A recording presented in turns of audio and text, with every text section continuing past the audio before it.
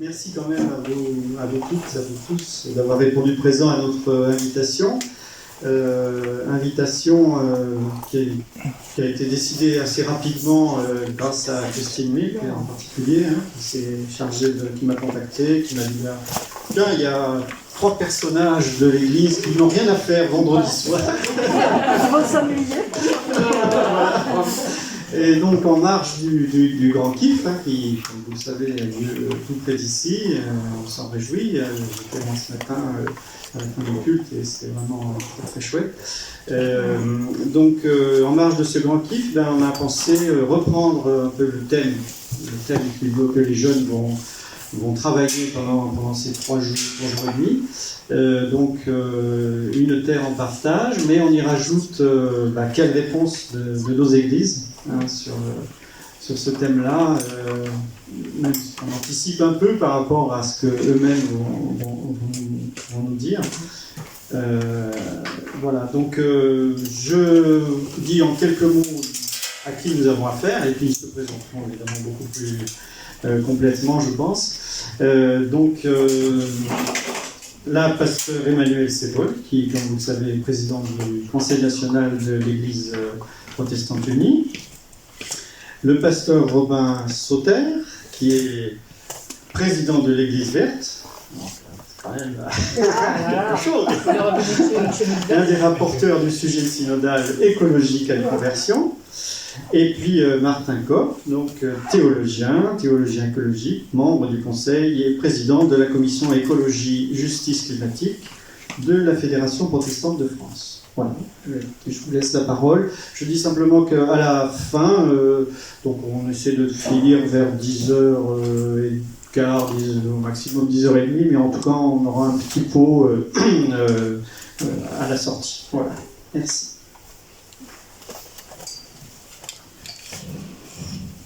Merci beaucoup de votre accueil, merci de cette organisation de soirée qui s'est faite effectivement assez rapidement. Organisation de cette soirée parce que habituellement quand le Grand Kif se vit quelque part, c'était le cas en 2009 à Lyon, alors peut-être que je mélange les lieux, mais 2013 à Grenoble, 2016 à Saint-Malo, eh bien il y avait toujours des interactions avec les églises locales autour du lieu. Oh oui, je crois qu'on parle. Si je tape les jambes, c'est pas grave. Et donc, on avait toujours essayé, dans le cadre de ces rassemblements jeunesse nationale, d'avoir une participation des églises locales, au moins au culte, à la soirée d'accueil ou au culte final. Et là, la situation fait que ce n'est pas possible de brasser, puisque depuis fin juin, en ce qui concerne les mineurs, on ne peut pas faire un brassage de groupe, et même à l'intérieur du Grand Kif, on a dû répartir les jeunes en 6 camps, sans brassage. C'est très, très, très compliqué. Mais on a tenu quand même à vivre ce Grand Kif, même dans ces conditions, pour que les jeunes puissent avoir un temps de respiration et d'inspiration, d'écoute de la parole, de partage fraternel.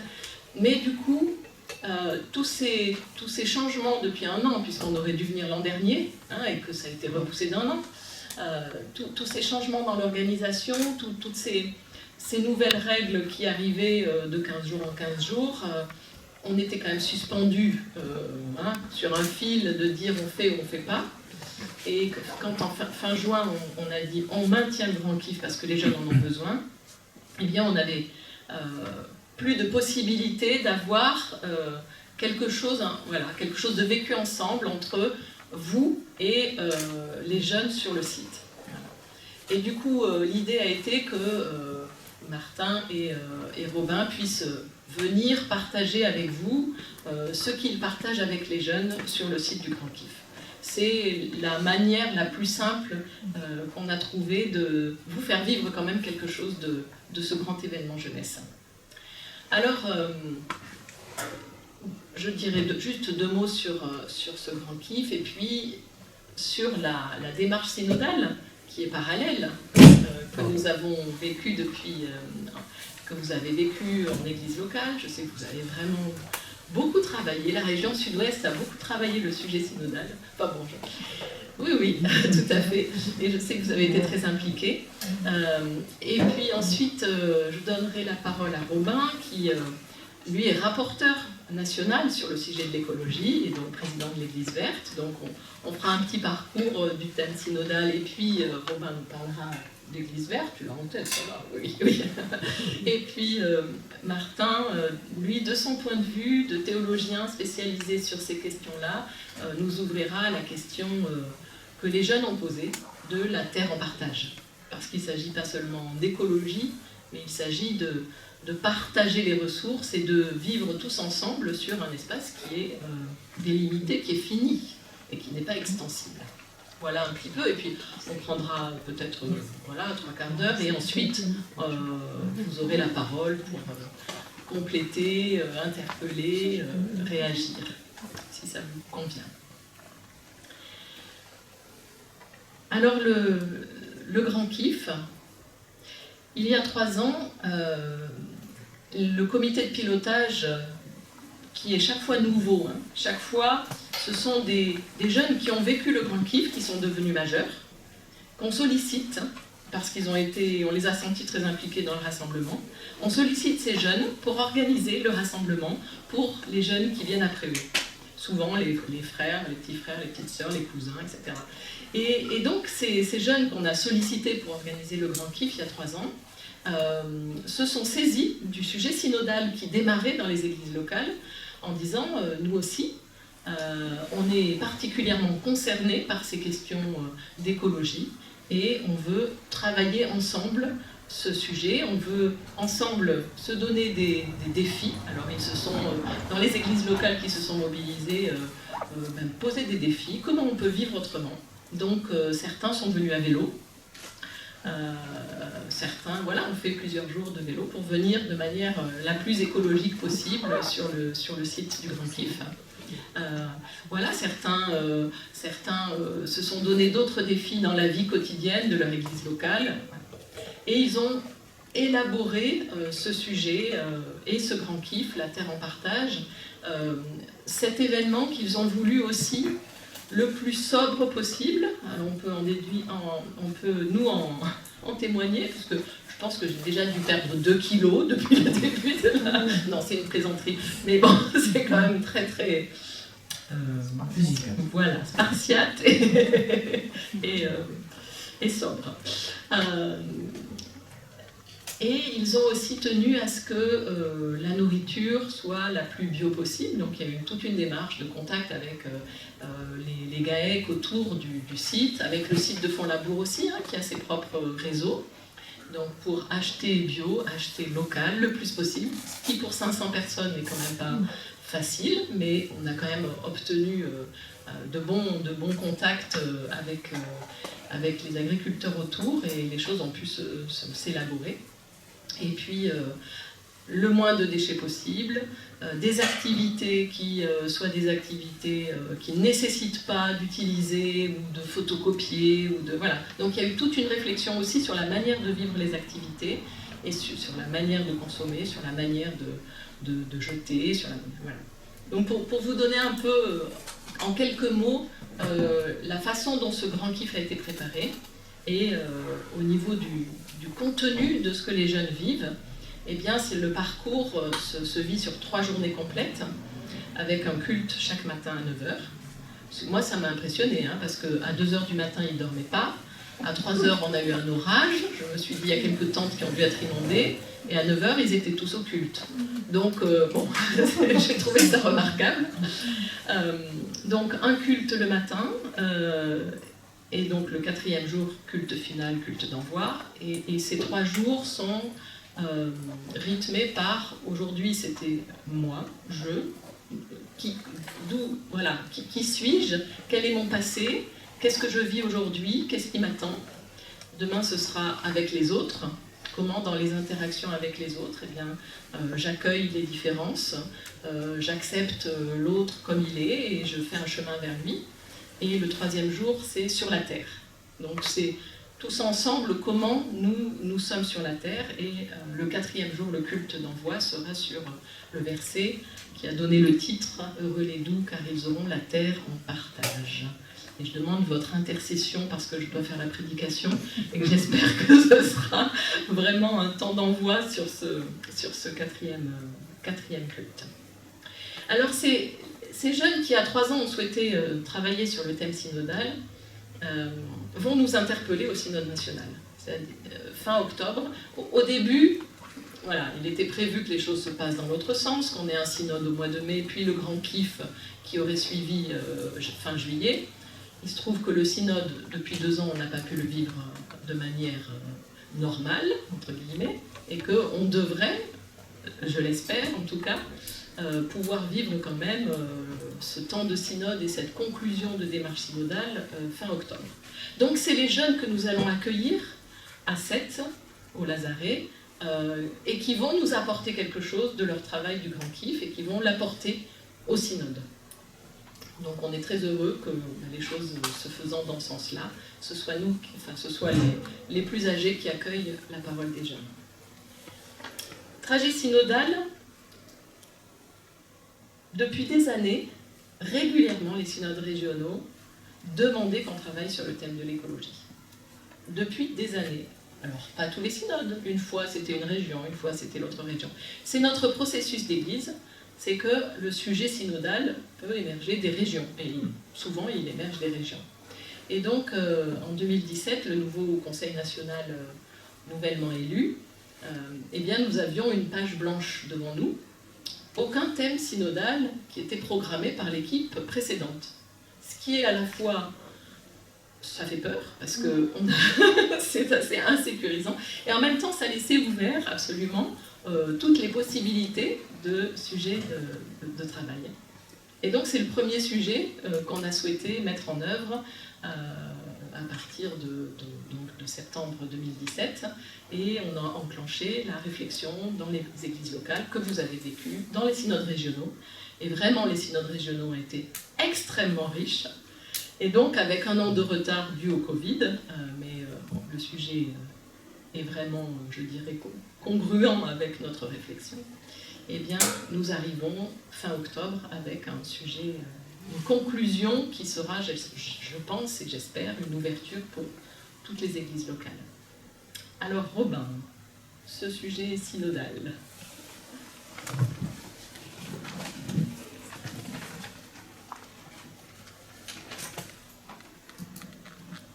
Bonsoir, quand même, je vous salue. Merci de nous accueillir.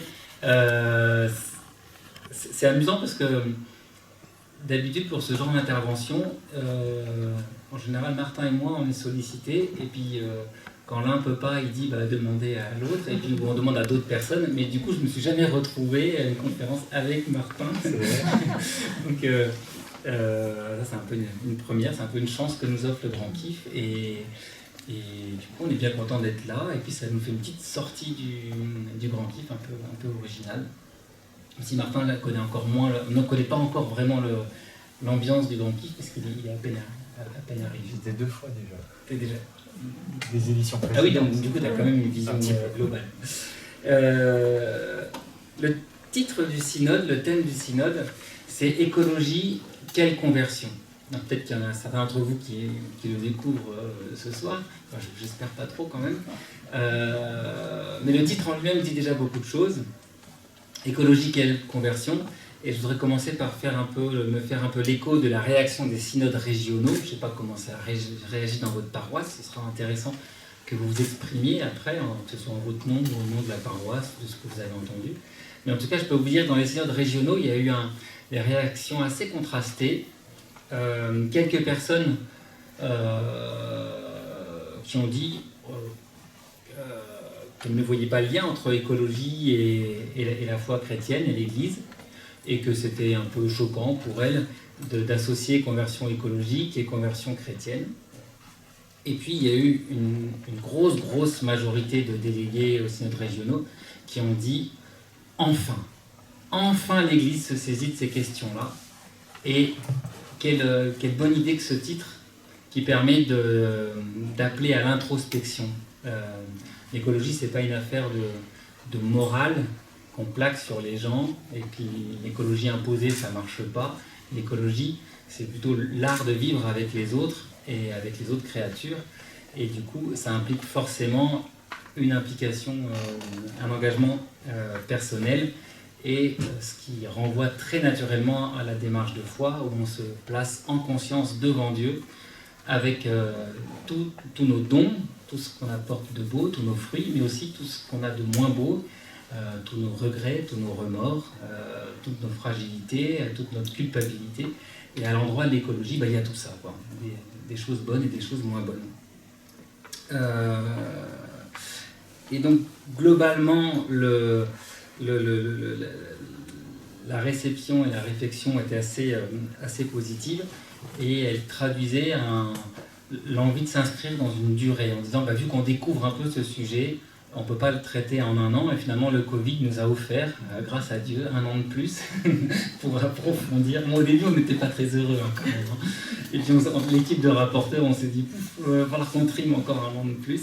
Mais c'était plutôt, pour la qualité du travail, c'était vraiment positif, puisque on sent que avec cette thématique de l'écologie s'enclenche une démarche de changement, que ce soit changement personnel, changement de mode de vie et changement collectif au niveau sociétal, mais aussi au niveau de l'Église. Et les paroisses sont des communautés, des collectivités qui sont une échelle très intéressante entre l'individuel et le global.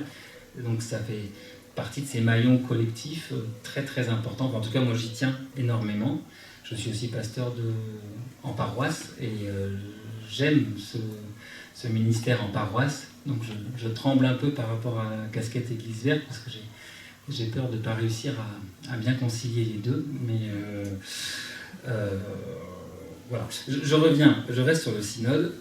Ce qui a été exprimé dans les synodes régionaux, c'est donc un besoin d'approfondissement, et en particulier d'approfondissement théologique. Vous avez mis comme sous-titre à la soirée « Quelles paroles de nos églises ?»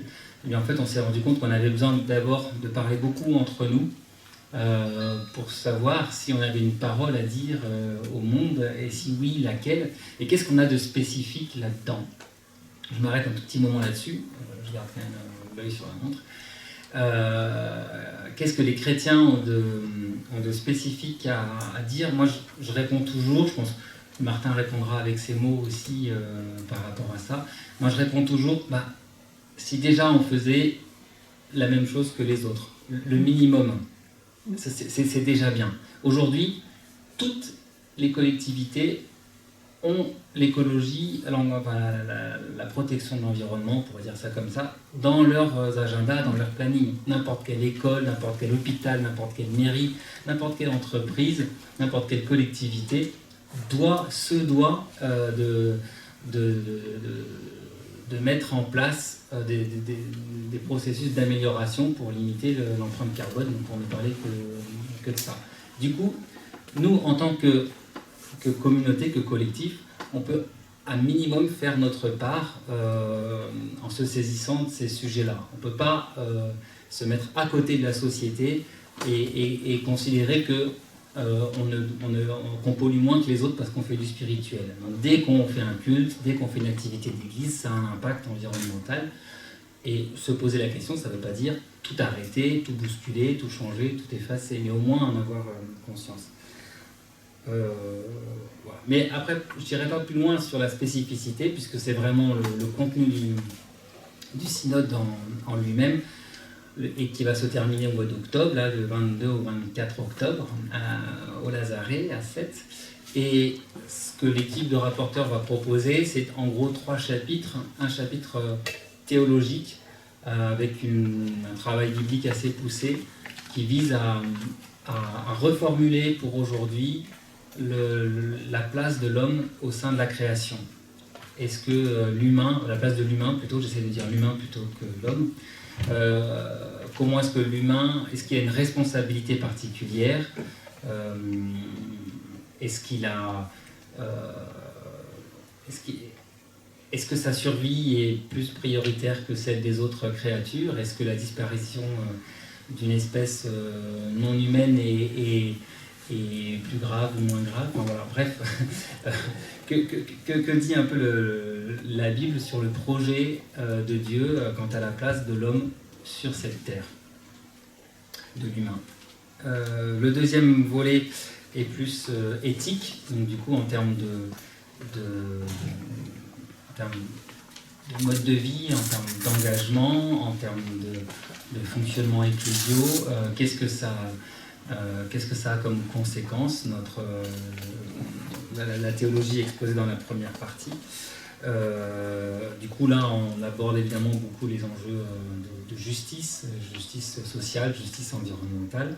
Et enfin, le troisième volet qu'on va proposer au synode, c'est des recommandations pratiques. Donc là, c'est des pistes très concrètes de choses à mettre en œuvre, de messages d'interpellation à adresser au pouvoir public, enfin, voilà, à différents échelons, aux instances internationales, etc. etc. Donc ça, c'est pour le synode.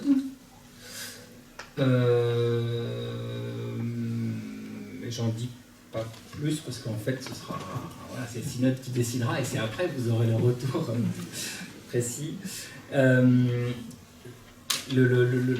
L'approche théologique a poussé à, là aussi évidemment tout le monde ne fait jamais l'unanimité. Certains ont été un peu désemparés par le dossier qu'on a envoyé puisqu'on a déjà commencé à y travailler. Et d'autres sont très reconnaissants qu'on prenne vraiment ce temps.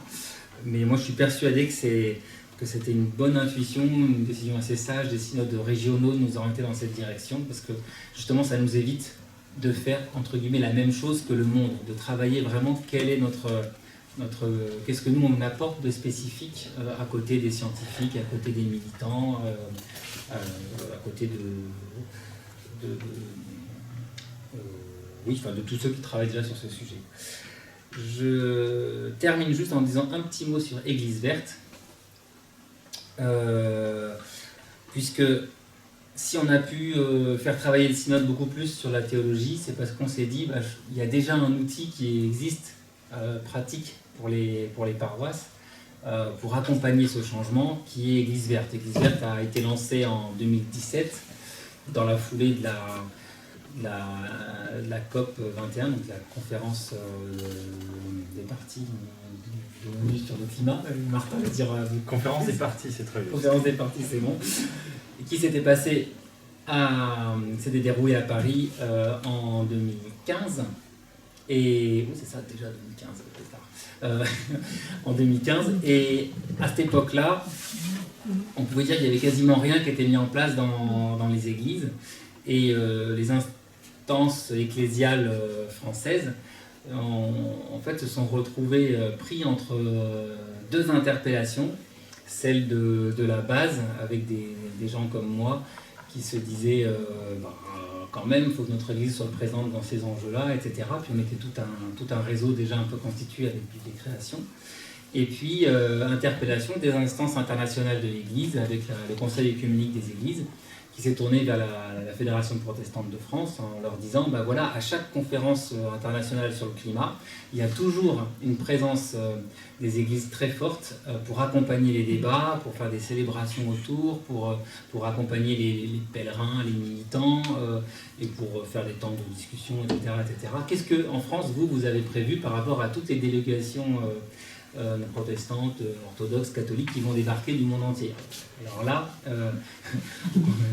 les conseils de la Fédération protestante de France a été obligé de dire oui, il faut peut-être qu'on fasse quelque chose. Et c'est et pendant ce temps, côté catholique, il y avait exactement le même mouvement, c'est-à-dire la pression de la base d'un côté qui piaffait un peu en disant quand est-ce que l'Église se saisit de tout ça? Et puis aussi en gros le Vatican, ça sert à rien de prendre plus dans les détails, qui leur disait aussi qu'est-ce que vous avez prévu. Du coup, c'est monté à ce moment-là un petit groupe œcuménique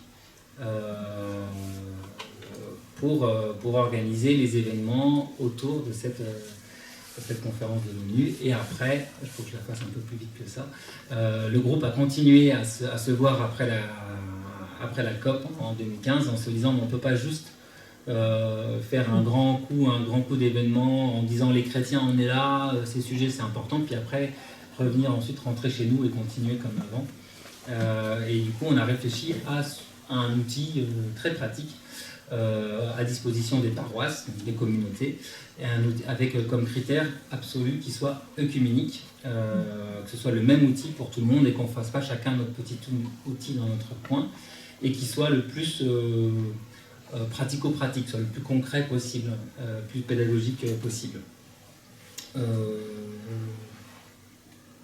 Je vais peut-être arrêter là sur Église verte et je laisse la place après pour les questions, et puis surtout je laisse la place d'abord à Martin, même si je ne te propose pas tellement de transition pour la parole.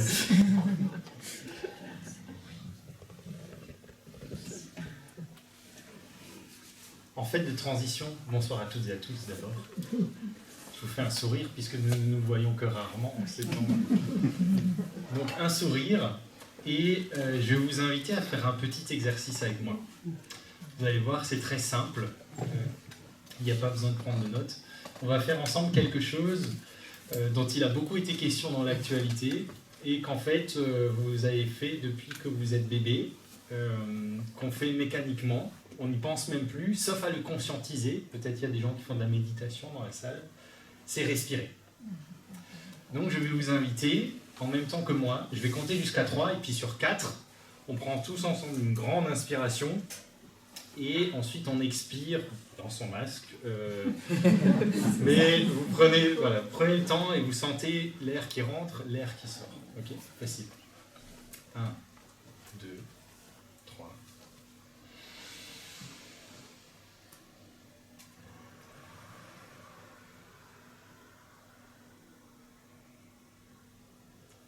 Ce que vous venez de faire est totalement ordinaire. Chaque être humain, depuis qu'il y a des êtres humains sur cette planète, a fait la même chose que vous. Et simultanément, ce que vous venez de faire, vous êtes les premiers êtres humains, depuis qu'il y a le genre humain ou l'homo sapiens sur cette planète, à le faire.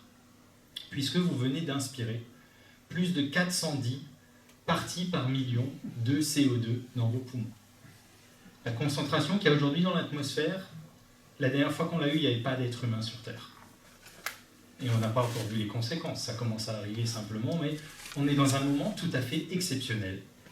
Et lorsqu'on parlera dans un instant de la question de la parole spécifique des églises, elle aura quelque chose à dire de manière transhistorique, universelle, parce qu'on a une foi dans un Dieu créateur, et donc on a une théologie de la création depuis déjà le judaïsme, mais le christianisme antique, chez les pères de l'Église, puis au Moyen-Âge, vous allez chez Thomas d'Aquin, etc.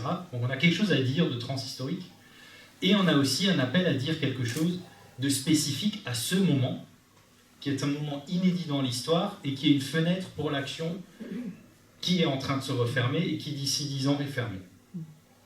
Donc on a un moment très très particulier, et en disant 410 parties par million, je touche en fait à ce premier mot du thème du grand kiff, la Terre. De quoi est-ce qu'on parle, en fait?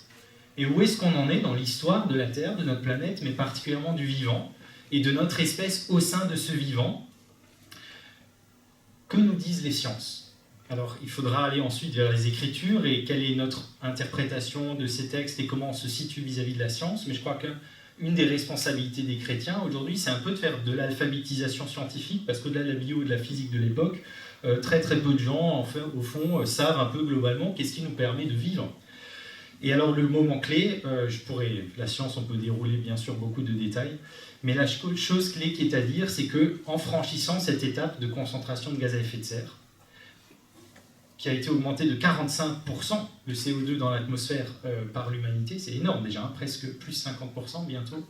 C'est pas seulement ça, c'est aussi, on a touché à la diversité du vivant. On est à un rythme d'extinction des espèces qui est l'équivalent des dinosaures il y a 65 millions d'années. C'est-à-dire ce dont on parle, c'est la disparition de 85% des espèces. Et de toute manière, tout ce qui est gros et que vous ne voyez pas au microscope est en danger aujourd'hui. Des bactéries, il y en aura encore beaucoup, mais peut-être qu'on a envie d'avoir un monde avec autre chose que des bactéries et des protistes.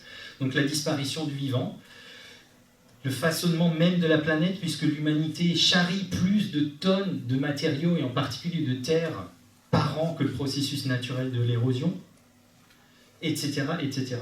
Donc climat, vivant ou la montée des océans, déjà, bref. Si je faisais toute une liste, et il y a tout un dossier, ce que les sciences du système Terre disent, c'est que nous sommes sortis de l'époque géologique dans laquelle nous étions, dans l'époque systémique dans laquelle nous étions, qui s'appelle... Alors, est-ce que quelqu'un sait dans quoi est-ce que nous étions? Je vais vous dire le mot. Hein. Alors, ça, c'est dans quoi on rentre. On était dans l'Holocène. Holocène. Ça fait 11 700 ans que nous sommes dans l'Holocène, qui a les caractéristiques d'être un état naturel du système Terre stable, avec un climat relativement clément, puisqu'on est en moyenne à plus 15 degrés sur la Terre. Vous avez des glaces au pôle, mais vous n'avez pas la moitié de la planète, ou voire toute la planète qui est sous la glace, comme à des moments de l'histoire. Enfin, on a vraiment une température qui est favorable, et donc stable, relativement clément, et pas seulement stable au niveau climat, aussi au niveau de l'azote, du phosphore, etc. Ce que les scientifiques du système Terre décrivent avec une référence biblique que eux font, ils disent on était dans un jardin d'Éden pour notre espèce. Et réfléchissez-y une seconde. L'Holocène a commencé il y a 11 700 ans. Absolument tout ce que vous avez appris à l'école comme faisant partie de l'histoire de l'humanité a eu lieu dans l'Holocène. L'invention de l'agriculture, la sédentarisation, les premiers grands regroupements humains, la naissance des villes, l'invention des techniques, l'invention de l'écriture, bien sûr, dont on dit que c'est la marque de l'histoire, derrière le développement technologique, scientifique, la révolution industrielle, puis tout ça qui se concentre, qui devient de plus en plus rapide jusqu'à aujourd'hui. Bref, tout ça a eu lieu dans l'Holocène. Et on a une sorte de biais grossissant incroyable dans l'histoire de l'humanité. Homo sapiens a 300 000 ans. Et tout ce qu'on apprend, ça a eu lieu dans les derniers 4000 ans au maximum, tout a eu lieu dans l'Holocène. Donc la science dit, en fait, l'enjeu, c'est pas simplement est-ce que climat, est-ce que biodiversité, est-ce que, etc. C'est en tant que système, toutes les relations des vivants entre eux, de l'ensemble de la biosphère et de la biosphère avec tout ce qui est non-vivant, donc ce qui est abiotique, on dit en science, donc la circulation des métaux, du carbone, blablabla. Est-ce que tout ça sera encore non seulement favorable, mais tout simplement possible pour la vie? Et nous sommes entrés, donc le mot a été prononcé dans une nouvelle ère qui s'appelle l'Anthropocène, et vous reconnaissez anthropos qui veut dire être humain. On serait entré dans l'ère de l'être humain, parce que tous les grands cycles ou facteurs naturels, l'être humain est le premier facteur qui influence. L'être humain est devenu une force tellurique. Et je crois qu'on ne se rend pas assez compte peut-être de... En fait, s'il y a des historiens dans 2 millions d'années, ils parleront encore ils parleront de nous parce qu'on a initié l'Anthropocène et on est dans les 20 ans qui permettent de... on ne va pas rentrer dans des problèmes d'ingénierie en disant qu'on manipule et qu'on a un tableau, mais en tout cas on n'a pas encore la main sur que va devenir ou pas devenir l'Anthropocène. Elle est en train d'advenir. Et la question c'est qu'est-ce qu'on va en faire? Mais il y a déjà plus de retour en arrière possible. On a dit, bon, et les églises, ça fait 50 ans qu'elles en parlent, mais il y a des fenêtres qui sont fermées. Il y a des fenêtres qui sont fermées, il faut avoir le courage de la lucidité dans de la gestion du moindre mal. Alors ça, c'est la Terre qu'on a. On avait un jardin d'Éden, disent les scientifiques, des conditions hyper favorables qui ont permis le développement de tout ce qu'on a vécu dans notre histoire. On ne connaît pas d'autre état naturel qui permet le mode de vie qu'on a aujourd'hui, et c'est ça qui est en question. Donc on a une Terre qui n'est pas fixe, on a une Terre qui est dynamique. Et je dis, toute petite digression, puis je passe à la suite pour faire gaffe à mon temps, toute petite digression, toute notre Bible, elle est holocénique. C'est-à-dire, vous avez une vision fixiste de la création. Pensez par exemple au verset où on dit que Dieu a placé des limites à l'océan, que l'océan ne franchira pas. C'est clairement un texte qui n'a pas été écrit à la dernière période glaciaire, parce qu'entre période glaciaire et interglaciaire, il y a 100 mètres de différence du niveau de la mer. Je ne sais pas si vous vous rendez compte. Donc, la surface disponible pour des êtres vivants. Donc, en fait, on a une Bible qui a une vision parce qu'elle a été écrite dans l'Holocène. Et je ne sais pas si vous avez jamais dit ça, mais voilà. En fait, non, la création, elle est dynamique. Et là, il y aurait beaucoup de choses à dire dans la dynamique de la création et du Dieu créateur. Voilà. Donc, on a une Terre dynamique qui est aujourd'hui dans un danger. Quand Greta Thunberg, elle crie son angoisse de jeune, il faut l'entendre comme ça, c'est quand même une fille qui a lu tous les rapports scientifiques, elle est capable de donner les chiffres, etc. Et elle dit, mais vous vous rendez pas compte qu'en fait, ce dont on parle, c'est peut-être la disparition de notre espèce, et donc que le sujet, il arrive au synode, top, mais au-delà de ça même, c'est genre, il n'y a pas de sujet d'église qui ne dépend pas de ça. Il n'y aura pas d'église sur une planète morte. Parce que parfois la réponse est oui, mais Martin, tu sais, les paroisses, on en a d'autres des problèmes. Oui, mais enfin, oui, d'accord, on a des enjeux, et notamment effectivement des enjeux de population dans nos paroisses, mais je garantis que dans 200 ans, sans la question écologique, il n'y a plus. Bon, voilà. Donc c'est juste, je suis un peu lourd là, mais je le fais exprès parce que c'est ça l'ordre de grandeur de l'enjeu. Et on a un moment historique qui est incroyable dans l'histoire du vivant sur Terre, c'est fou. Maintenant, cette Terre, à ce jour, elle est en partage, effectivement. Et là, on touche déjà à la parole spécifique des chrétiens au sein de la théologie de la création et de ce qu'on appelle aujourd'hui la théologie écologique. Et elle est en partage de deux manières différentes. Et je vais d'abord dans l'endroit qui ne nous est pas familier, mais que le texte biblique nous invite à suivre, puisque notre premier récit de la création, il ne commence pas avec l'être humain. Il commence avec les autres êtres vivants. Et moi, ça me frappe beaucoup qu'en Genèse 1, les premiers êtres à qui Dieu parle, les premiers êtres que Dieu bénit, ce sont les animaux dans les eaux. Soyez féconds, prolifiques et remplissez les eaux. Ce sont d'abord la première parole de Dieu à un être vivant, la première bénédiction n'est pas pour l'être humain. Donc déjà, ça nous sort de l'anthropocentrisme ou de l'idée que c'est nous qui serions les premiers bénéficiaires. Non, on n'a pas été les premiers, en tout cas chronologiquement selon ce mythe. Et ça nous mène, à travers tout le témoignage biblique et toute la théologie qui a été écrite ces derniers 50 ans, théologiquement, notre propos sur les autres êtres vivants, c'est oui, nous partageons la terre avec d'autres êtres vivants. Alors la Bible, elle dit les végétaux, les animaux, voilà, aujourd'hui on a une vision beaucoup plus fine de la diversité, et c'est magnifique. On est en fait au moment où la vie a été la plus diverse telle que la Terre ait jamais connue. Donc on a un moment superbe, foisonnant, magnifique. La théologie chrétienne dit chaque espèce a une valeur propre, a une valeur en soi. Et ça déjà c'est totalement contraculturel. On est dans une société où les espèces ou le vivant n'a de valeur qu'à mesure qu'il est utile. Que je peux en faire un instrument. D'ailleurs, le langage scientifique parle de biens et de services écosystémiques. Alors que bien et service, c'est une notion économique. Et les scientifiques de la biodiversité qui essaient de faire comprendre que c'est dramatique qu'on perde des espèces, la seule manière qu'ils arrivent un peu à être entendus, c'est de dire, bah écoutez, si on perd les abeilles, on perd, je sais pas, je dis n'importe quoi comme chiffre, là, vérifiez pas, je sais pas, on perd 15% du PIB de la France. Parce que si j'ai pas un pourcentage et que ça ne parle pas de PIB, ben, que les abeilles disparaissent, s'il n'y a pas de poids économique, en fait, on s'en fout. La vérité, c'est ça. Et donc, parce qu'on est une société utilitariste qui ne voit qu'à partir de l'utilité. La théologie, elle dit non, il y a une valeur propre. Et un théologien comme Jürgen Moltmann dira faire disparaître une espèce, c'est un sacrilège. Et qu'un théologien protestant parle de sacrilège, enfin, les mots sont... C'est quand même pas rien de dire des choses comme ça. Karl Barth dira dans sa dogmatique, qui a des volumes sur la création, hein, très peu lus, mais ils sont là, il dira, pardon, 8 oui, voilà, 8 volumes. Enfin, je me suis amusé un peu, j'ai lu par exemple ce qu'il dit sur les végétaux, il dit, bien sûr, évidemment que le végétal est d'abord créé pour lui-même. Ensuite, il servira aussi de nourriture à l'être humain, mais il est d'abord créé pour lui-même, et Barth de se demander s'il est légitime que les chrétiens soient des bûcherons.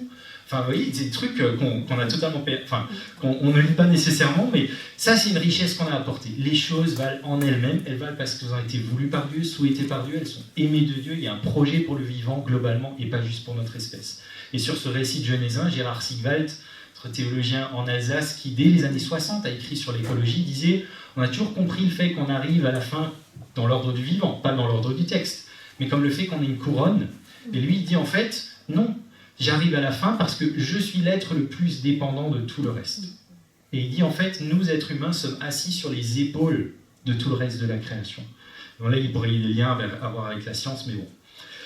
Partage donc avec les autres êtres vivants, valeur propre de chaque créature, ce qui nous mène à toute une éthique des droits. On peut dire, moi je défendrais qu'il y a un droit à l'existence au niveau de l'espèce, pas nécessairement de l'individu, donc on a le droit de couper un pissenlit, mais faire disparaître les pissenlits, c'est non, c'est pas légitime, voilà, pour donner un exemple concret. Mais le partage, bien sûr, c'est celui aussi entre les êtres humains. Et là, c'est peut-être aussi, c'est la parole traditionnelle des églises sur cette question-là, de dire, c'est une question, la question climat, la question biodiversité, la question des pollutions, etc., etc., ce sont des questions de justice.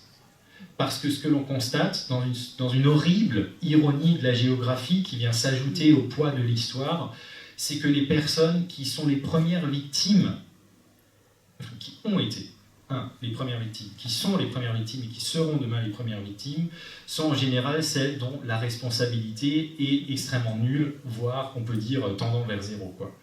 L'Afrique, c'est le continent le plus vulnérable au changement climatique. Poids aujourd'hui dans les émissions de gaz à effet de serre mondiales, 3%.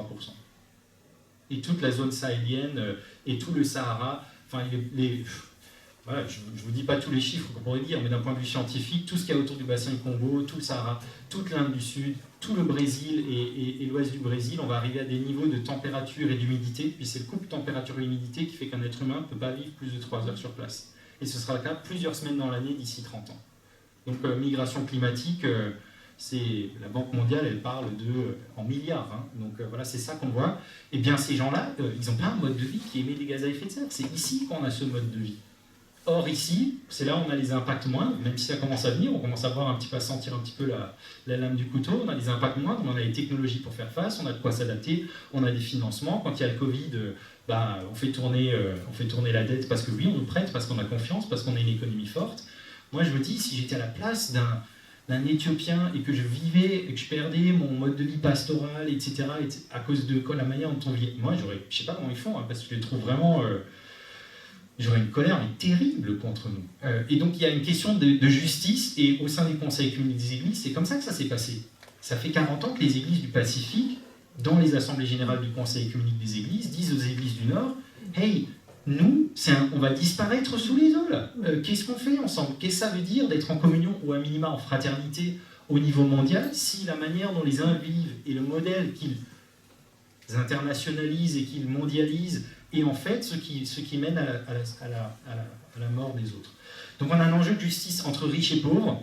On a aussi un enjeu de justice entre personnes de couleur et personnes blanches. Bon, moi je bosse pour une ONG américaine, donc je suis particulièrement sensible à ça, parce qu'on travaille là-dessus. Mais encore récemment, le père de la justice environnementale, il a montré comment aux États-Unis, et ils ont fait les stats sur l'ensemble du pays, ils avaient commencé d'abord à un endroit dans un état du Sud, 75% des endroits où on a des décharges publiques, c'est dans des quartiers où habitent des personnes noires. Évidemment, on ne va pas le mettre dans les quartiers des blancs. 75% c'est chez... Et alors là, il pourrait y avoir toute une réflexion en France aussi, qui est-ce qui habite le long des autoroutes, où c'est pollué, etc.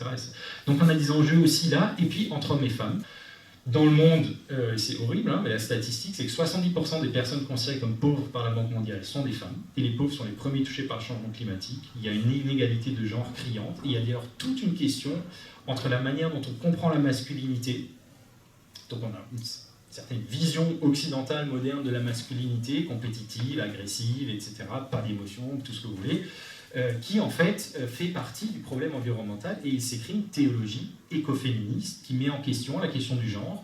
Est-ce que c'est anodin qu'on dise que c'est Dieu Père qui est créateur? Alors selon votre image du Père et que c'est le créateur, comment est-ce que vous traitez la création? Et je peux dire ici, sans trahir rien, parce que je ne dirai pas de nom, mais quand je parlais de théologie écoféministe dans un groupe, j'ai un monsieur qui m'a dit, écoutez, bon, je sais que ça me met pas franchement en avant, mais c'est vrai que j'avais jamais pensé que la nature était féminisée. On dit la nature. Comme en théologie, d'ailleurs, on dit la création.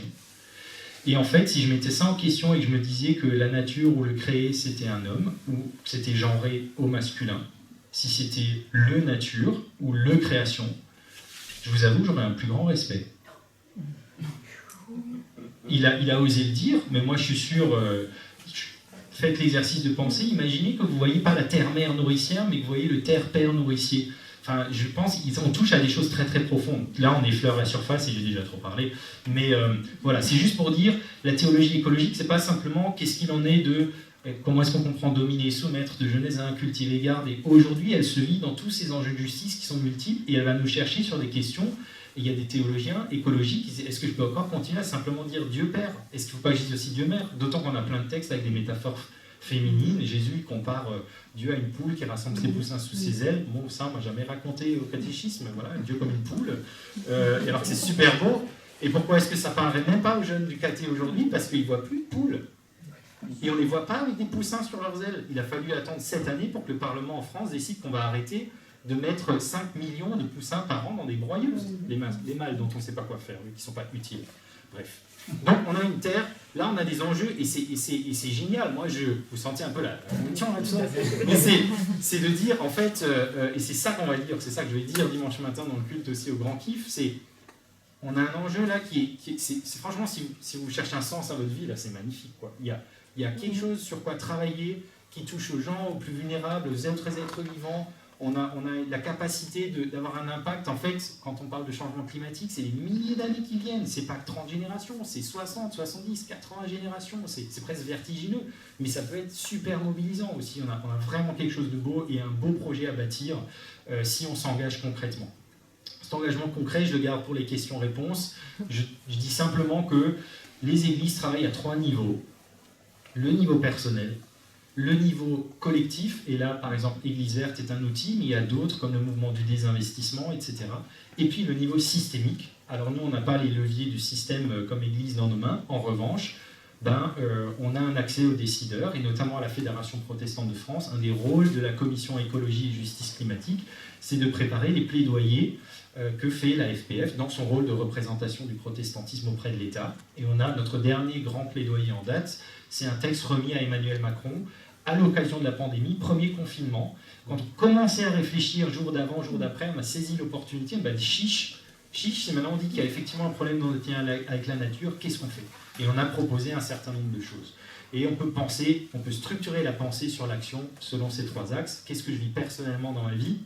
Et à mon sens, on n'a pas de légitimité à demander à quelqu'un d'autre si on n'est pas en chemin soi. 2, qu'est-ce qu'on fait collectivement? Et là, Église Verte, c'est un bel outil, mais il y en a d'autres. Et 3, comment est-ce qu'on s'adresse alors, et fort de cette crédibilité et légitimité, en disant, nous, on est en chemin, on n'est pas parfait, et vous ne serez pas parfait, mais on est en chemin et on avance. Est-ce qu'on avance ensemble? Et voilà en plus ce qu'on a à dire aux décideurs et au pouvoir, pour avancer, parce que c'est ça le but. Une terre en partage, en fait, c'est un super titre. C'est parce que effectivement, nous pouvons encore, et la fenêtre est encore ouverte, pour bâtir comme je dis souvent, un futur qui est de l'avenir. Voilà, je m'arrête sur ça.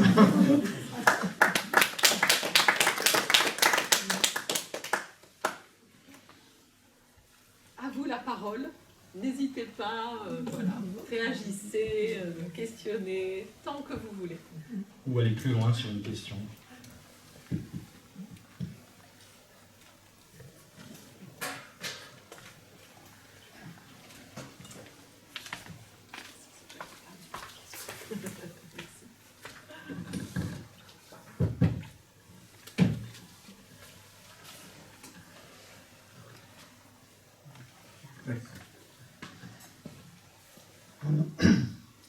Alors par rapport au fait d'agir, la période que nous vivons, que nous avons vécue, a chamboulé pas mal de choses. Malheureusement, je trouve qu'on est revenu presque au point initial quand je vois la circulation de voitures qu'il y avait cet après-midi dans Albi. C'était quelque chose de phénoménal. Mais en même temps, ça nous a permis d'expérimenter quand même d'autres façons de communiquer. Bon, ils ne sont pas encore géniales, et puis on a beaucoup de mal, nous, parce qu'on est un peu dispersés et que les liaisons informatiques ne sont pas très bonnes. Et donc, faire des réunions virtuelles, c'est pas toujours facile. J'en veux pour preuve, je me suis connecté à la dernière rencontre des Églises Vertes, et ben j'ai eu une panne de réseau au bout de 10 minutes, et puis voilà, j'ai dû tout arrêter. Mais enfin quand même, il y a des... Je pense que ça nous a fait un petit peu avancer, ne serait-ce que parce que maintenant, par exemple, on filme les cultes, le plus possible, pas toujours, mais de plus en plus. Et ça permet à des gens qui ne pouvaient plus se déplacer de vivre ça un petit peu avec l'Église, avec la communauté.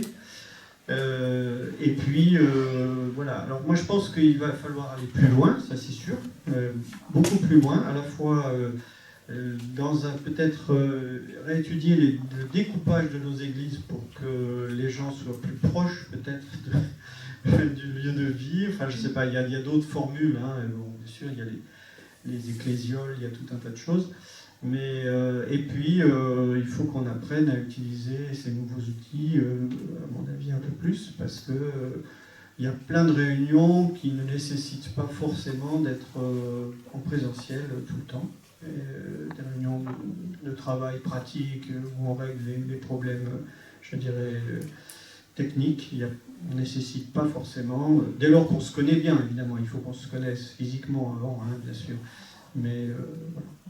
Donc, je suppose que le synode va nous mettre sur des chemins de ce genre, et j'espère, j'y compte bien. Oui, Robin.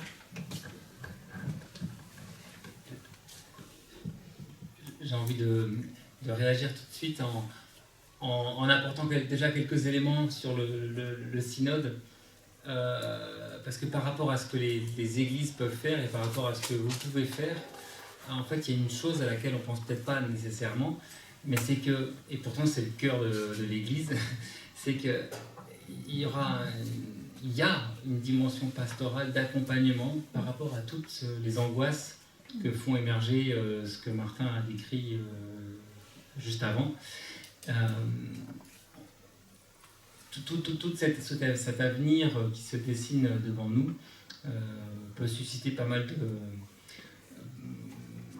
de sentiments qui peuvent bloquer les gens, il peut y avoir de la colère, il peut y avoir des conflits entre les générations, où on va dire aux autres pourquoi tu n'as pas fait quelque chose quand toi tu pouvais, pourquoi vous nous avez transmis ce monde-là, etc. Et nous, on a en fait une parole que l'Église ça a toujours été sa mission de porter cette parole. Donc c'est une spécificité, mais qui n'est pas forcément nouvelle. C'est une parole de grâce, en fait, de dire Dieu vous aime et Dieu il vous a outillé pour faire face à cette situation et Dieu il compte sur vous. Donc ça, il va falloir qu'on prêche ça, en fait. Et ça, on peut déjà le faire. C'est pas dans la Bible, il y en a plein comme ça, des gens, des serviteurs que Dieu appelle et qui disent mais moi je suis pas du tout à la hauteur, je suis pas faire, je suis pas un spécialiste, Évidemment, vous n'êtes pas des spécialistes en écologie. Évidemment, notre église, elle n'est pas toujours hyper performante en termes de fonctionnement. Évidemment, on pourrait faire mieux. Mais en fait, de toute façon, ce qu'on doit faire, c'est pas chercher à être performant. Ce qu'on doit faire, c'est parler de l'évangile. Et là, vous êtes déjà parfaitement outillés et on peut le faire à n'importe quel âge. On peut le faire dans n'importe quelle situation physique. Donc du coup, dire votre espérance, parce qu'à travers cette espérance, vous allez peut-être pouvoir aider des gens à faire face à la situation, à trouver en eux la force pour se mobiliser, pour éviter que la situation se dégrade plus, pour s'adapter, pour continuer à lutter contre les injustices, etc. etc. Donc ça, je crois que c'est notre ministère.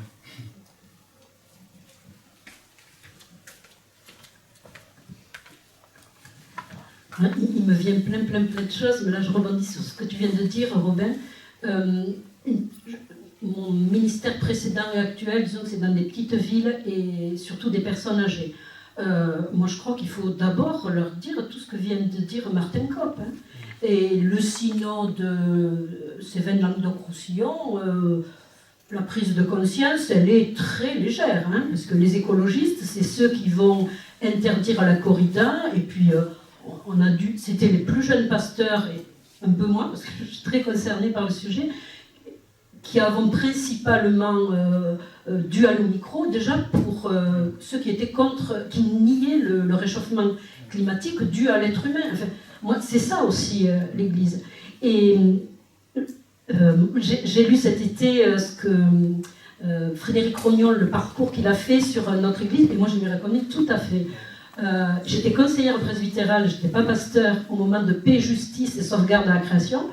C'est moi qui ai pris le dossier, parce que j'étais la plus jeune dans le conseil, il n'y avait que des gens âgés. Ça m'a passionnée. Moi, je lisais Élu les Charbonneaux dans Combat Nature depuis la fin des années 70. Et puis, je suis arrivée à Montpellier en fac de théologie, mais c'était ridicule tout ça. C'était le salut par les œuvres. Alors, peut-être les paroissiens ne réalisent pas, mais ça a bloqué dans les PUDF, hein, je sais moins, l'église luthérienne côté Strasbourg. Et moi, j'étais pas assez courageuse peut-être pour aller. Et puis c'est après, j'ai lu Moltmann, et puis Élu a de nouveau été publié, puis voilà, vous vous y êtes mis. Et enfin ce synode, mais on a un retard considérable, quoi. Hein. Moi je vois, en tout cas dans les petites villes, parce que je pense aussi, et dans le milieu rural, dans les monts de la Cône, ici, ils ont dû mais rien à faire de ce sujet. Voilà. Et Voilà, ça c'est un peu, voilà, l'Église, bougeons-nous, quoi, au contraire. Hein, et après, je suis bien d'accord qu'on n'est pas là pour culpabiliser, et puis que maintenant, il y a même des reportages sur les grandes chaînes télé sur ce qui a été dit. Donc là oui, il va falloir aider, apaiser, fortifier, puis qu'on est toujours dans l'espérance. Hein, et justement, on s'engage parce qu'on est dans l'espérance. Et puis après, c'est la colère aussi contre le politique. Parce que, enfin, je veux dire, le dernier exemple, les abeilles, quoi. Hein. Heureusement, ils ont été submergés de nos protestations, parce qu'ils sortent soi-disant des textes pour protéger, et puis c'est tous les lobbies. Enfin, c'est énorme, enfin, Martin l'a très bien dit, mais moi, le paroissien de base, peut-être là, ces 3 dernières années, ça bouge aussi. Et nous, enfin, on fait un synode, quoi. Et Lul et d'autres. Et puis Zigwald, moi j'ignorais, mais complètement, quoi. Hein. Heureusement, on a eu un extrait qui nous a été proposé pour le synode régional. J'étais fascinée, quoi, de lire des choses aussi fortes. Voilà. Bref, j'arrête. Non, mais en fait, je lis les deux remarques qui ont été faites pour réfléchir à la notion de transition ou de conversion, parce que là on parle de la question de l'histoire d'une certaine église, quels ont été des freins, où est-ce qu'elle en est aujourd'hui, où est-ce qu'elle pourrait aller, quel est son rôle, et puis il y a la question du Covid qui a été... qui a au moins fait émerger ces questions. Il y a des gens qui ont changé leur... Alors il y en a qui reviennent très vite au comportement d'avant, on a l'impression que le monde n'a pas changé du jour au lendemain, mais précisément. C'est-à-dire que on est dans ce moment où on est entre 2 pôles. Il y a d'une part le pôle de l'urgence, et là, dans l'esprit œcuménique que nous avons cité, je vais citer le pape François. Le pape François, il dit, vous savez, Dieu, il pardonne toujours, l'être humain, il pardonne parfois, la nature, elle pardonne jamais. Là, c'est changement climatique, biodiversité, tout ce que vous voulez, c'est des règles chimiques, physiques, c'est des équations. Quand de temps en temps j'entends l'opposition entre des programmes écolos qui seraient pragmatiques et d'autres qui seraient radicaux, non. Soit ton programme il te permet de baisser les émissions au rythme nécessaire pour que le tonnage de gaz à effet de serre il soit à telle date, à tel niveau, et ça baisse, et on respecte le budget carbone, soit pas. Il n'y a pas des radicaux et des pragmatiques. Tu chopes le chiffre ou tu chopes pas le chiffre. Enfin bon, donc on est à la fois dans cette urgence-là, et alors, justement, pour que vous ayez les ordres de grandeur à l'esprit. Avec le Covid, on n'a pas tout à fait eu 7% de réduction des émissions de gaz à effet de serre au niveau mondial. Ce que disent les climatologues, c'est que c'est le rythme que nous devrions avoir depuis 2020, chaque année. Ça veut dire que non seulement il faudrait maintenir le niveau de baisse qu'on a eu grâce au Covid, mais il faudrait chaque année rajouter une baisse des émissions équivalente à un Covid. Il faut rajouter un Covid chaque année. Ça, c'est la trajectoire 1,5 degré. Donc, quand j'entends Emmanuel Macron dire non, il est pragmatique, et non, pardon. Et c'est là où il y a cet enjeu de la... J'ai parlé de lucidité courageuse, et tu disais, il faut le dire aux gens, etc. Parce qu'il y a toujours la crainte, et je la comprends, qu'on soit taxé de catastrophiste. Ce n'est pas être catastrophiste que de dire la science, c'est juste avoir le... En fait, quelque part, c'est plus moderne que les prétendus modernes, c'est regardons les chiffres. Voilà. Et l'Église doit se retrouver, quand on dit être prophète, l'Église se retrouve, rendez-vous compte du renversement, dans la position de devoir dire, c'est ce qu'on fait dans nos plaidoyers de la FPF, de devoir dire, ça c'est des chiffres que dit la science. Parce qu'il faut les rappeler tout le temps, parce qu'on les cache, parce qu'on n'ose pas, parce qu'il ne faut pas... Mais en fait... si vous ne dites pas qu'il y a une flamme, vous n'allez pas réagir comme s'il y a un feu, quoi. Donc je reviens à mon opposition. Donc on est d'une part dans l'urgence et d'autre part dans des réalités anthropologiques et sociales qui sont que un être humain ne change pas son mode de vie, d'autant plus on est âgé et avancé dans la vie, vous ne changez pas et votre alimentation, et votre transport, et votre maison. Et là encore, question de justice sociale. Tout le monde n'a pas 40 000 € à mettre dans l'isolation de sa baraque. Donc il y a une grande différence entre les riches et les pauvres, ou on va dire les niveaux de capacité d'investissement, etc. Vous ne changez pas votre vie du jour au lendemain. C'est pas ça une transition même. Alors Paul, il a fallu 3 jours aveugle pour... même là, il a fallu un temps, c'est un temps symbolique. Jésus, il a passé 40 jours au désert. Enfin, C'est pas en sortant du Covid ou après le synode que tout d'un coup, il y a une dynamique, un mouvement, et ça prend un certain temps. Et donc on est dans cette tension-là, et c'est pour ça que l'angoisse elle monte, parce qu'on voit que voilà, c'est le marteau et l'enclume maintenant, cette tension-là. Mais il faut avoir l'intelligence des processus, je pense. Et donc, pour moi, ce qui est important, c'est de regarder, est-ce qu'une réalité s'est mise en marche ou pas? Donc, est-ce qu'on a fait un premier pas? Ensuite, est-ce qu'elle marche? Et ça va être un des critères d'évaluation d'Église verte. C'est très bien si on monte à 600, 700, 800 ou je ne sais pas combien de communautés labellisées. Dans 2-3 ans, on va regarder, et le critère, c'est est-ce que les gens qui sont labellisés au niveau N, est-ce qu'effectivement, en 3-4 ans, ils passent au niveau N+1, ou est-ce que tout ça, c'est stable? Est-ce qu'on accompagne dans un cheminement, ou est-ce qu'en fait, c'est figé? Donc, est-ce qu'on s'est mis en route? Est-ce qu'on avance? Et comment est-ce qu'on a une intelligence de l'accompagnement dans cet avancement-là? Et c'est là que Robin a très... Sinon, ça n'aura été que du greenwashing. Oui, je vois ce que tu veux dire. Et c'est là où Robin a aussi raison, c'est que s'il y a une intelligence du processus, de la dynamique, il y a aussi besoin d'une aumônerie particulière. On s'est même posé la question entre staff chrétien, avec des collègues du CCFD, etc., si on n'avait pas besoin de nous d'une aumônerie.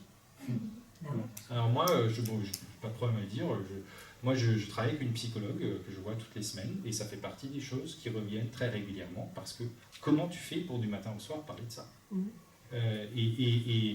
Enfin bon, voilà, il y a des enjeux, et même les militants ont besoin, et quand de temps en temps il y a un acteur religieux, moi je me rends quand même compte, on a été accueillis à bras ouverts dans la coalition Climat 21, quand on s'est engagé pour la COP 21, dans le contexte français, c'est pas évident que les acteurs religieux qui arrivent soient accueillis à bras ouverts, et on sent que tu dis spiritualité, tu dis pas religion, mais tu dis spiritualité, mais ces gens-là, ils ont besoin, et cet accompagnement pastoral-là, c'est vraiment peut-être aussi quelque chose, effectivement, mais dans cette intelligence de la dynamique et du processus. Mais la dynamique, il ne faut pas qu'elle aille dans la mauvaise direction.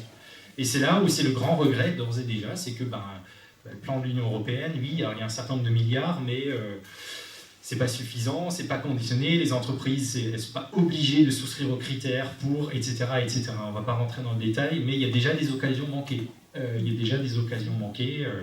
Et là, on a fait notre plaidoyer, mais il n'a pas tout à fait suffi. Voilà. Mais bon, il y a des dynamiques en route. Oui, Magali. Oui, moi je voulais dire un peu ce que Françoise a dit. C'est vrai que moi je me rends compte que dans mes paroisses, je rame quand même à mettre en place ne serait-ce que des petites choses. On sent que c'est... je ne suis pas pasteur Albi, mais enlever le plastique, enlever le jetable, dire que on peut utiliser des choses en verre. Ne serait-ce que pour la Seine, là quand on a repris la Seine, il a fallu que je bataille pour qu'on ait des verres en verre qu'on puisse nettoyer et pas des verres jetables à chaque fois. Mais c'est vrai que c'est...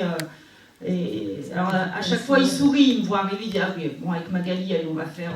Mais je me dis le jour où je suis plus là, je suis pas sûre que ce soit des choses qui soient ancrées et qu'on arrive vraiment à mettre en place et à pérenniser. Moi c'est ça qui me questionne.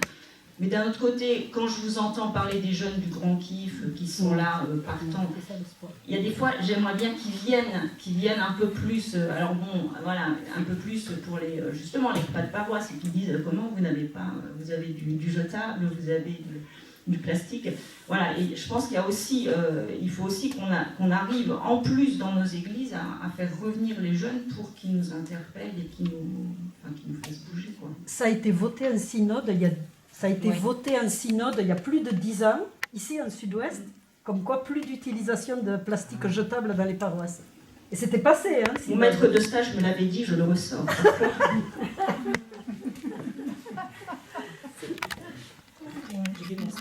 On a... Oui, voilà.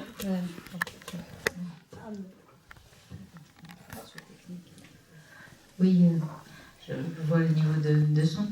Je voulais dire qu'il y a quand même une injustice criante actuellement entre nous, notre niveau de vie, disons moyen, en général, bien sûr, si c'est pas tous les Français, mais enfin, les pays avancés, et les autres, qui jamais à mon avis, jamais ne pourront prétendre ne serait-ce que peut-être la moitié de là où on est. Donc, je ne sais pas ce qu'il faut envisager. Est-ce qu'il faut envisager, nous, carrément la décroissance? Moi, j'en serais là, parce que je me dis, on a trop tiré. Et puis, dans les années 70-80, on vivait pas si mal, donc il faut y revenir, puis voilà. Parce que si on reste comme ça et les autres disent on veut faire pareil, c'est pas possible. Je crois que... Vous m'amenez sur un terrain dangereux. J'ai fait ma thèse sur la décroissance, la manière dont elle interroge la théologie chrétienne. Là, on touche à un vrai point de différence entre certains théologiens, théologiennes. Sally McFadden, par exemple, une théologienne aux États-Unis, qui ose parler de décroissance aux États-Unis, et la société civile, et c'est une question de croyance. Moi, je remarque toujours et encore à nouveau, et notamment je rencontre un certain nombre de chefs d'entreprise dans des formations que je fais, à quel point est prégnant, et c'est l'endroit où on se sépare dans la discussion, la croyance, mais et ils assument le mot croire, et ils assument le mot foi, dans le progrès technologique et la capacité du capital à trouver une solution. Et c'est là où il va y avoir, et c'est là où on va partir vers décroissance ou croissance verte. Les uns vont dire non, mais en fait, Martin, oui, bon, d'accord, ça fait 50 ans qu'on parle d'écologie, mais en vrai, on n'a pas investi. Si maintenant on met des dizaines et des dizaines, non, pas des dizaines, des centaines de milliards d'euros sur la table, si on met nos meilleurs ingénieurs, nos meilleurs cerveaux, on va trouver des solutions technologiques. L'idée étant que nous prolongions la dynamique qui a été celle jusqu'à présent. Effectivement, la voiture d'aujourd'hui, elle consomme moins que la voiture d'hier. Le téléphone d'aujourd'hui ou l'ordinateur en kilowattheure par an, c'est moins qu'hier. Et eux, ils pensent qu'on peut faire un saut d'échelle grâce à la technologie. Ils disent « je crois ». Et vous n'avez pas confiance dans les capacités de l'humain. Et c'est vraiment ce vocabulaire religieux-là. Et c'est là où, moi par exemple, je dirais, effectivement, moi je n'y crois pas. Je ne dis pas non plus que j'y crois, mais c'est une question de probabilité. Et les probabilités, dans tous les documents scientifiques, donc la science dure, on estime que de trouver, et en plus c'est pas juste climat, on ne parle pas juste des émissions de CO2, on parle méthane, on parle protoxyde d'azote, on parle gestion des écosystèmes, enfin bon, c'est toute la vie. Les ressources, les minéraux, les terres rares, enfin c'est tout quoi. Résumé dans l'empreinte écologique, n'est-ce pas? C'était là il y a 2 jours, ou c'était hier, qu'on a dépassé le moment où le budget écologique de la planète était utilisé au niveau de l'humanité. Donc c'est tout ça, il faudrait trouver des solutions technologiques sur tout ça à l'échelle et sous moins de 10 ans. Parce que la solution, me parler de fusion nucléaire, dont les scientifiques estiment que peut-être dans 40 ans, je suis désolé, dans 40 ans, on est sur une trajectoire plus de degrés. Non, il faudrait une solution technologique déployable à l'échelle, massivement à l'échelle mondiale pour produire moins 7% de gaz à effet de serre demain matin. Et ça me semble vraiment, mais très purement rationnel de regarder, en fait, et c'est des scientifiques qui le disent, la probabilité qu'on trouve des solutions technologiques et qu'on puisse les déployer à l'échelle et à temps, elle est proche de 0. Et à partir du moment où vous intégrez ça, effectivement, et là je ne suis pas dans la question des valeurs, vous intégrez ça, il n'y a qu'une seule route, c'est la sobriété. Mais c'est très difficile, et c'est là où il faut prendre conscience du contexte dans lequel nous sommes et nous avons été, qui est un contexte croissanciste, avec tout un discours, et là on passe dans l'imaginaire, un imaginaire partagé du plus c'est mieux, et qui pour partie et c'est là où tout devient complexe, qui pour partie a raison. C'est-à-dire que les sciences sociales ont montré que pour nos pays à nous, jusqu'en 1970, la croissance du PIB était corrélée avec la croissance du bien-être personnel et collectif. Tant que vous contrebalancez avec la croissance du PIB ce qui relevait de pénurie ou de manque pour les gens, et d'autant plus la génération qui a vécu les 30 glorieuses, ils ont aussi vécu la vraie pénurie de la guerre mondiale, donc dans l'intelligence des générations, bon bref. Mais sauf qu'à partir de 70, tous les indicateurs, c'est un ciseau inversé. Là, la croissance du PIB n'a plus aucun impact sur le bien-être personnel et collectif des gens. Les sciences sociales montrent que ce qui joue à ce moment-là, c'est la qualité de la vie relationnelle, question de votre vie amicale, de votre vie amoureuse, de votre vie familiale, Qu'en est-il de votre sexualité, la qualité de votre vie sexuelle? Qu'est-ce qu'il en est de la reconnaissance sociale? Est-ce que vous êtes dans des groupes sociaux où vous êtes reconnu et valorisé? Est-ce que vous avez un sentiment d'estime de vous, de dignité? Est-ce que le travail que vous avez est un travail qui a du sens pour vous ou pas?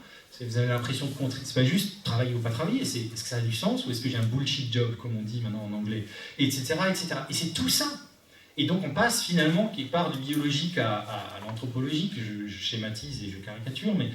Et en fait on est encore hyper imprégné par cet imaginaire croissanciste. Et donc là où il faut aller travailler, c'est dans l'imaginaire de la croissance, en fait, quel est notre croire commun au croître. Et c'est pour ça que ma thèse de théologie, ça n'a pas été une thèse sur la décroissance. Je ne suis pas allé me demander si, à la suite du Christ, on devait vivre sobrement, parce que dans son ministère itinérant, d'ailleurs, il y a des lectures trop rapides, hein. Bien sûr qu'il est vivez sobre quand vous êtes sur la route. Enfin, moi, je prends un sac et je marche pas en 2 ans sur la route, je serai sobre aussi. Mais qu'est-ce qu'il en était du Christ avant qu'il soit itinérant? Comment est-ce qu'il vivait? Les évangiles n'en parlent pas. Fils de charpentier, c'est la petite classe moyenne de Proche-Orient, c'est pas les plus pauvres. Il y a des textes de théologie qui nuancent vraiment les choses qui sont importantes, mais qu'est-ce qu'il en est? Donc c'est pas est-ce que je soutiens la décroissance, mais est-ce qu'en fait on a quelque chose à dire dans une société qui met vraiment la croissance au cœur? Chiche, qu'est-ce qu'on a à dire sur le croître? Et en fait on se rend compte que jamais notre société ne s'interroge plus sur quel est le sens de notre croissance. Et pour moi, il y a 5 sous-questions ou 5 questions clés quand on interroge le sens du croître. Et ça se voit dans tous les textes bibliques. J'en ai fait l'inventaire, j'ai mis 6 mois de travail de bénédictin, 6 mois en hébreu, en araméen, en grec. J'ai inventorié toutes les croissances qu'il y a dans la Bible. J'en ai fait une typologie. Bref, je présente ça sur 100 pages. Et c'est croissance, oui, mais de quoi? De quoi est-ce qu'on parle? Pourquoi? Quel est le but? Qu'est-ce qu'on cherche à achever? C'est quoi la finalité? Et là, soyez féconds, multipliez, ce qui a souvent été mal traduit, en français c'est connu partout où je passe, croissez, multipliez. C'est ça la traduction. En fait, c'est un groupe de 3 verbes. Paul Beauchamp, l'exégète catholique, le montre très bien, c'est soyez féconds, multipliez et remplissez. Donc par exemple, la croissance démographique d'une espèce animale, puisque c'est d'abord les animaux des eaux, ou ensuite de l'humanité, n'a pas de valeur en soi. Elle a valeur parce qu'elle permet de remplir un espace de vie que Dieu veut remplir à foison et à profusion dans la joie du vivant. Mais donc, je suis fécond et je multiplie. Il y a un ordre logique, je suis fécond donc je peux multiplier, comme je multiplie, je peux remplir. Donc là, la croissance démographique, finalité, remplir, que la planète ne soit pas juste un espace, mais qu'elle soit habitée. Pour qui? Qui est-ce qui en bénéficie? Et là, toute l'histoire d'Israël, c'est une histoire d'enrichissement. D'ailleurs, dans le Deutéronome, oui, Israël, tu t'es engraissé, le verbe hébreu dit tu t'es engraissé, et la mise en garde de Dieu, c'est dire mais n'oublie pas que c'est par ma main, c'est pas par ton simple travail, c'est une grâce que je te fais. Et par contre, à partir du moment où l'enrichissement du peuple, c'est le pays où coule le lait ou le miel, c'est quand même la métaphore de l'élevage et l'agriculture, c'est l'opulence. Si là-dedans il y a des inégalités et que ton frère ou ta sœur se retrouve en esclavage, etc., c'est tout le discours des prophètes, Michée et compagnie, c'est en fait, si c'est pas distribué équitablement, eh bien, c'est condamné très fortement.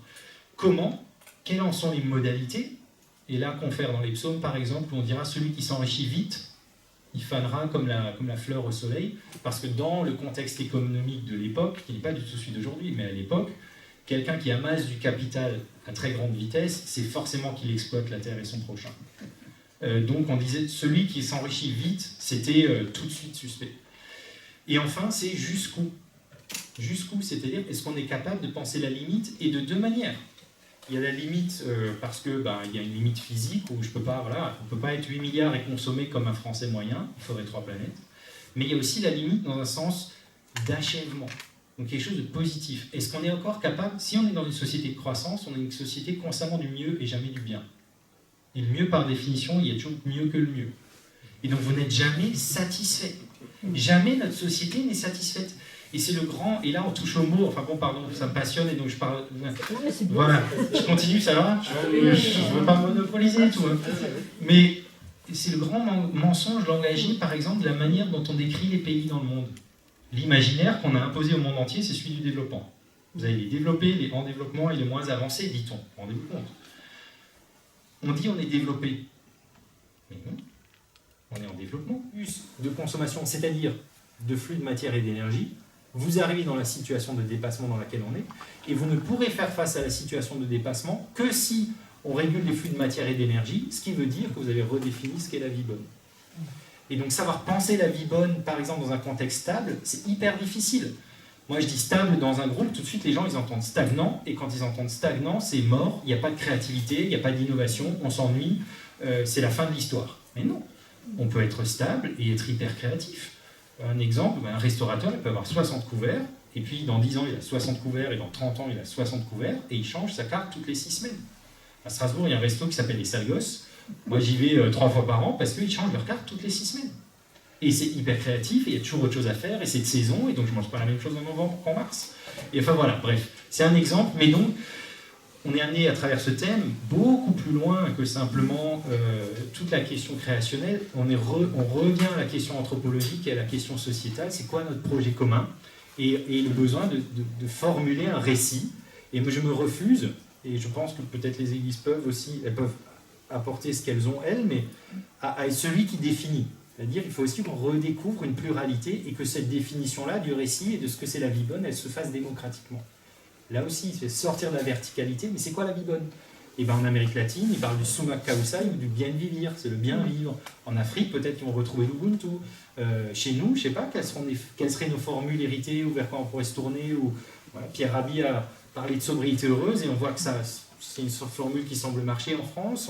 On arrive à comprendre qu'on a un mode de vie pas trop consommateur et en même temps qu'on peut avoir de la joie. Enfin voilà. Et donc on a ce défi-là de trouver un nouveau récit ensemble et de donner envie. Ça, si c'est juste l'écologie, on perd des choses, et il y a de la perte et il y a du deuil, et il faut l'accompagner. Mais on gagne aussi des choses. Et ça, il faut vraiment le mettre en avant, et dans cet équilibre-là. Nous avons des choses à gagner. Et l'écologie, elle sera gourmande ou elle ne sera pas. Applaudir pour vous. Ce qui va de pair avec la décroissance, c'est le partage. Et on revient à la terre en partage. Absolument. Parce que si on ne veut pas croire, pour avoir toujours plus, il y a un moyen. Soit on veut avoir toujours plus, soit ce qu'on a, on le partage pour que tout le monde ait à peu près les moyens de vivre et de bien vivre. Et dans nos sociétés riches, on peut se le permettre. Alors c'est vrai que dans les sociétés très pauvres, eux, ils ont besoin quand même d'améliorer leur niveau de vie de façon importante. Et nous, on n'en est plus là. Non mais je réponds parce que non. Bon, moi j'ai vécu beaucoup dans des pays pauvres pendant plus de 10 ans et les gens étaient heureux. Donc je pense que le mot décroissance, moi, c'est un terme qui ne me plaît pas parce que je travaille dans l'écologie depuis longtemps. Et je trouve une certaine dynamique à avancer, à réduire la consommation de déchets, etc., l'utiliser de manière plus optimiser la consommation, on va dire. Mais pour moi, c'est pas synonyme, c'est une dynamique, justement, c'est pas une synonyme de décroissance, au contraire. C'est justement une autre façon de faire où, effectivement, on va être plutôt dans le mot peut-être décroissance, c'est un mot qu'il faut bannir ou ne pas penser parce qu'on va être dans une croissance mais différente. Voilà.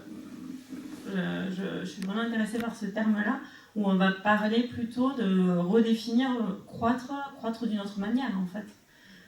Croître en partageant, croître en redistribuant, croître en vivant des choses beaucoup plus avec de la valeur plutôt que de l'économie, de la valeur juste. Et j'étais assez étonnée quand je suis rentrée en France il y a quelques années. On a parlé d'église verte ici à la paroisse d'Albi. Et je me suis dit, ça va être facile de mettre en place plein de choses. Enfin, évident, quoi. Tout le monde est bien plus conscient en France qu'au Mexique de tout ça. Et ça me semble plus compliqué ici dans nos pays où on a tellement de choses, alors que ça nous coûterait moins, il me semble, que là-bas, quand moi je travaillais avec plein de gens qui avaient beaucoup moins, mais qui trouvaient une certaine dynamique, un certain intérêt à le faire et avançaient beaucoup plus vite. C'était assez étrange, avec bonne humeur, avec enthousiasme, etc. Ici, critique, non, c'est trop compliqué, et on n'arrive pas à faire quoi. Donc, Enfin, vraiment, je crois qu'on en est arrivé à une société ok riche, mais râlante, enfin, qui n'avance, enfin, qui est critique et qui du coup stagne, enfin, franchement, hein, alors qu'elle veut croître. Enfin, c'est bizarre, c'est quand même qu'elle se croit avec l'intérêt de croître et en fait, voilà, elle stagne. Et bon, je travaille dans la recherche aujourd'hui maintenant, et dans la recherche justement pour les énergies renouvelables, etc. Je vois qu'on va lentement, mais je vois qu'on avance quand même pour faire des bons. Alors, des bons qui arriveront peut-être pas d'ici 10 ans, effectivement, mais des bons qui arriveront d'ici quelques années. Je pense quand même qu'il ne faut pas le bannir, il faut quand même travailler pour ça. Je crois à la technologie et au fait que ça peut apporter quand même des outils intéressants pour l'homme. Voilà. Après, à côté de ça, aujourd'hui, les jeunes, là, quand on les voit, là, les 350 jeunes qu'on a, on les a fait travailler avec des matériaux recyclables et tout ça, on voit que voilà, ils sont quand même partie prenante et effectivement, ils peuvent peut-être amener une dynamique dans nos églises complètement. Et je pense que c'est super intéressant le fait que maintenant ce soit retourné, qu'ils apportent en fait probablement des actions ou un enthousiasme dans le synode. Et il faudra vraiment savoir les écouter. Et je pense qu'on a beaucoup de mal, plus âgés, à écouter les jeunes. Enfin, on a certaines résistances, il faut le dire. Moi, je le reconnais même moi-même, hein, maintenant que... Voilà.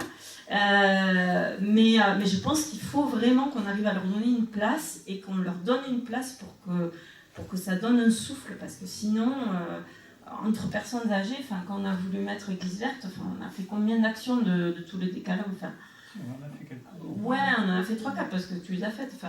On avait 3 quoi, mais voilà. Non, mais même moi, je veux dire, bon, moi j'habite un peu loin, mais c'est compliqué. C'est vraiment compliqué. Donc il faut nos jeunes pour pousser. Je crois qu'ils ont un enthousiasme et aujourd'hui on leur a martelé les choses depuis pas mal de dizaines d'années. Et il faut leur donner la place et qu'ils insufflent aussi cette dynamique. Mais effectivement, on les accompagne, bien sûr. Ouais. On peut témoigner. Oui, oui. J'entends tout ce qu'a dit Jeanne, oui. C'est vrai que quand on a réfléchi sur l'Église verte, on avait bien démarré, grâce à l'outil d'ailleurs, qui avait été quand même une aide pour voir à quel endroit on pouvait travailler. Et je trouve que cet outil est important. On est tombé sur une difficulté de langage après quand on en a parlé en assemblée générale, simplement avec le mot église verte, où certains y voyaient une connotation politique. Oui, voilà, c'est le parti des Verts. Ça a été quand même un peu gênant pour nous. Hein. Donc il a fallu démystifier cette idée de vert. Ça ne nous a pas découragés. On a quand même fait un travail en petit groupe d'abord, et puis en grand groupe, où quand même on était au moins à la réunion, au moins une quinzaine la première fois, de personnes qui avaient envie de faire des choses, mais simples. Simples. Monter un bac avec des herbes, enfin bon. Mais c'est vrai qu'on n'a pas réussi après à aller au-delà et on n'a pas réussi à intéresser les jeunes à ce projet-là. Parce que dans nos assemblées générales, on n'a pas de jeunes. Et quand nos jeunes font la communion, comme on dit, ils partent, mais ils ne sont pas membres de l'Église ensuite. Donc ils ne viennent pas après dans nos assemblées où nous décidons. Il y a quand même un maillon qui manque à ce niveau-là, à mon avis. Il y a quelque chose qui manque pour faire qu'ils seraient membres et qui pourraient peut-être avoir apporté une autre parole au moment où nous prenons des décisions. Bon, donc je pense qu'au niveau de l'intergénération, il y a quelque chose à faire. Ce que vous avez dit là, le fait qu'il y ait des expériences et des témoignages, que ce soit des anciens ou des jeunes, peu importe, mais pour avoir des projets communs. Des projets communs. Et ça, c'est pas facile. On a voulu monter pour restaurer le mur là, qui est moche, quelque chose qui aurait été un projet commun. entre les jeunes et les anciens, on n'a pas réussi à le mettre en place. Il y a quand même, il faut quand même qu'il y ait quelque chose de soudé qui se mette en place. Le projet, c'est la meilleure des choses, même sur des petits éléments, pour dire on l'a réalisé, c'est fait.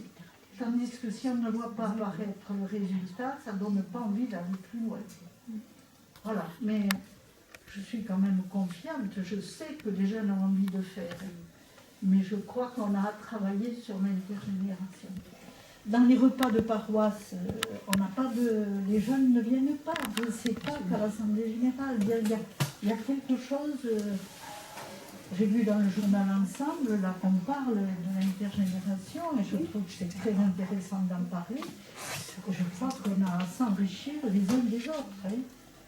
Parce que les personnes âgées, on est en panne du côté des nouvelles technologies, excusez-moi, et parce que les cultes comme ça, mais on a un lot de personnes qui ne les voient pas. Les cultes, je ne veux pas être négative, mais quand même, il y en a un lot qui ne les voit pas.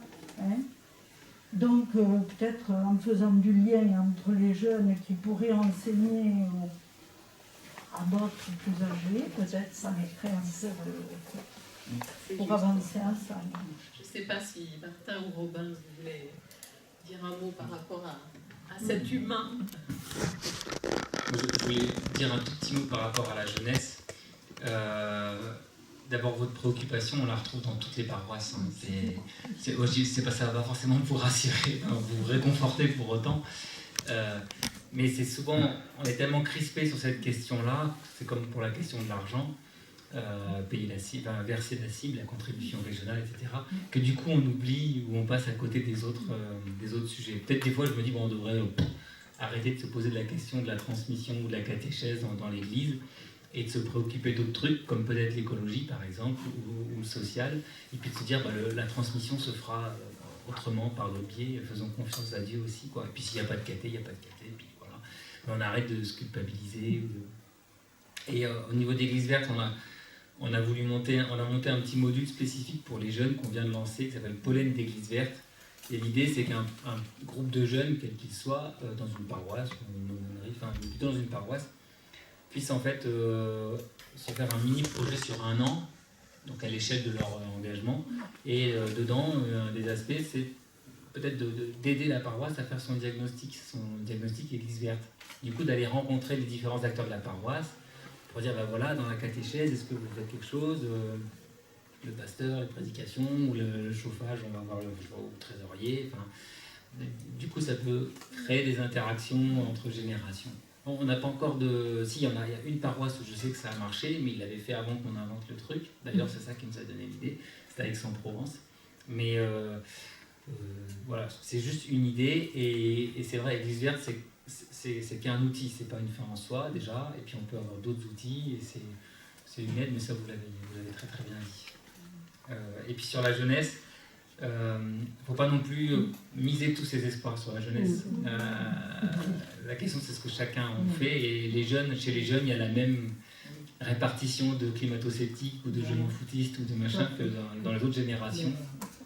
Et voilà, je crois qu'on juste avoir une oreille bienveillante, attentive, les soutenir par rapport à leurs propres angoisses. Et puis l'idée du témoignage, moi je voudrais terminer là-dessus, c'est une super idée. Voilà, en fait, que l'Église soit aussi un lieu de témoignage pour toute génération, où on peut dire, voilà le combat de ma vie, voilà les changements que j'ai vécus, voilà comment on vivait à l'époque. Toi, en tant que jeune, raconte-moi ton quotidien de lycéen. Enfin, Sa manière de vivre dans ce monde nous inspire aussi pour vivre dans le monde tel qu'il nous est donné aujourd'hui, que d'autres ont traversé d'autres épreuves, qui étaient peut-être dans des dimensions inquiétantes différentes, mais qu'ils ont traversées et qu'ils ont aussi trouvé un chemin de vie.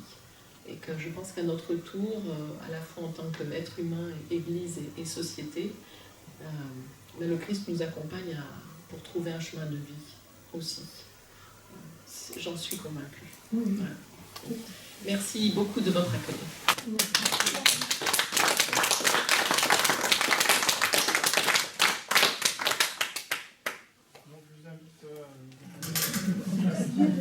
verre de jus? Oui, avant de partir.